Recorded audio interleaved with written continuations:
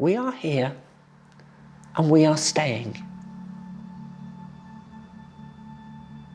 There are small parts of the brain that are gender specific. Transgender people, their brains more closely aligned to the gender they identify as than their birth assigned gender. People feel so ashamed of how they feel about themselves. This is one of society's sort of expectations and pressures that they put on transgender people, to feel shame, to feel sort of depressed about feeling the way they are. I'm a transgender woman. We are here and we are staying. We will not be forced back into the closet by the government or by anybody else.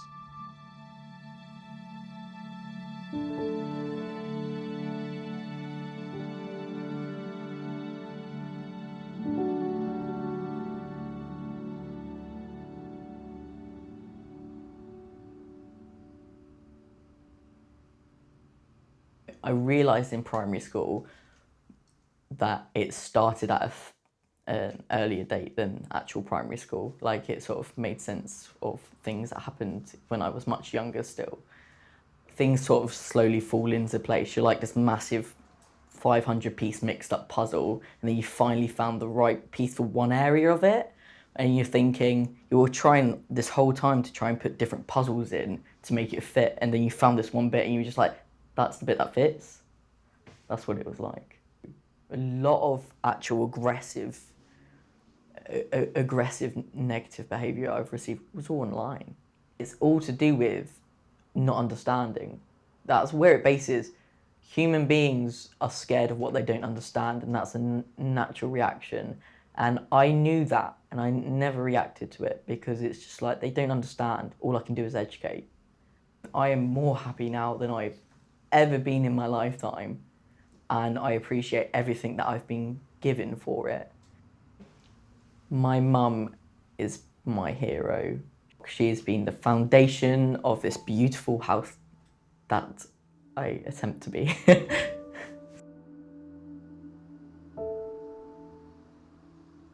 If you look back at it now, it's very obvious, but obviously you didn't know these things. And my mum used to say, oh, we needed to go and get help, like see a psychiatrist or something like that years ago. So I was quite, had a really bad temper and stuff. I was quite like angry, you know, that kind of thing. We think, you know, things like if I had to be a bridesmaid or something, I used to kick off.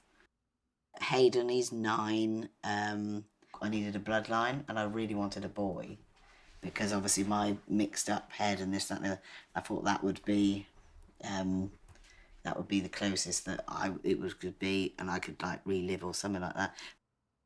So I'm glad I did it, because it was like a lifeline, or like a bloodline, but like gave me a purpose, because I think if not, I would have been, it was drifting off in a bad way. So it was the thing.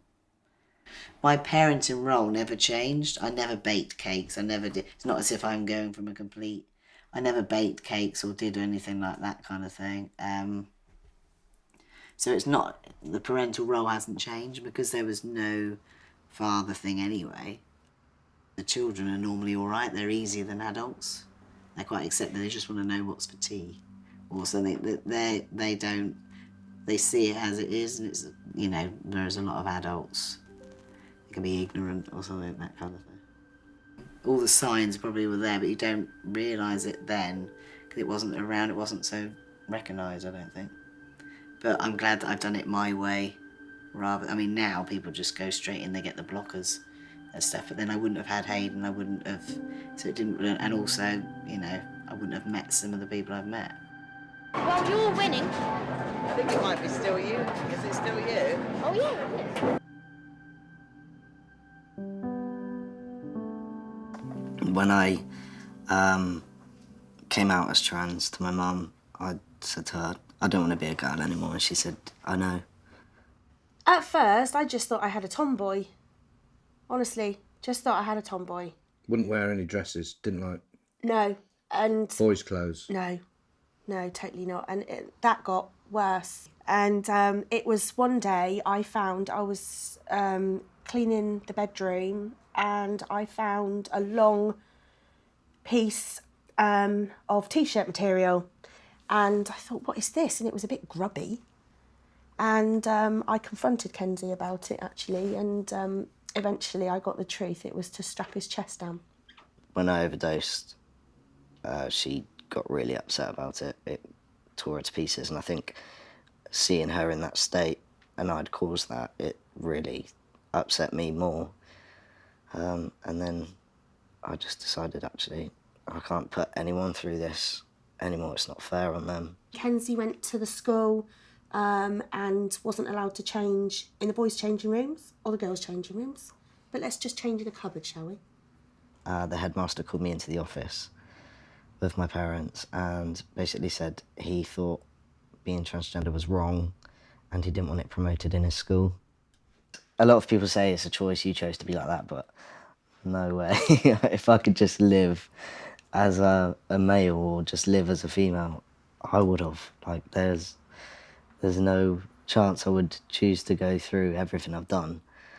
Just having like surgery it just wipes you out, and but it just takes away every bit of dignity and pride you have just to be able to become who you are. I've always had quite a big support network with friends, family and stuff, so the good has always outweighed the bad. So yeah, I've kind of overcome every bit of negativity I've had. Like I said, I lost a little girl and I gained Kenzie, but you almost have to grieve for that person because they're not here anymore. Theoretically, they're dead because they don't exist anymore. Yeah. And that's hard when you lose a child. You know, losing a child physically is just awful. I couldn't imagine it. But mentally, having somebody that isn't there that was there and has changed into somebody else, it's difficult to come to terms with.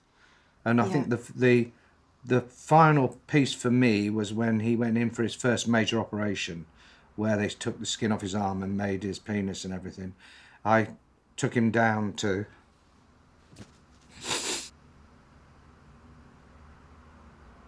I had to take him down to the operating theatre.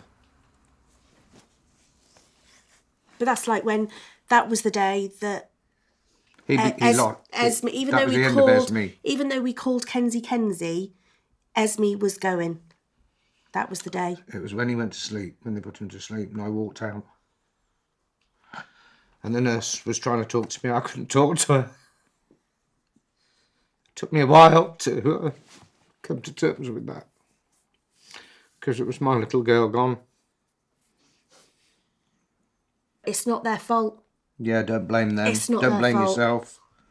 It's just a process. It's just chemical. There's something chemically in their brain that is different. So They didn't get something when they should have done, or got too much of something when they didn't. Yeah, the hormones. So you can't as a parent. I don't understand as a parent how you can disown your child. There's something in their brain that's telling them, I might be a girl on the outside, but I'm a boy. Okay. I love you too. Even though you are an arsehole. I'm sorry, but the last thought I was going to ask, but that is incredible.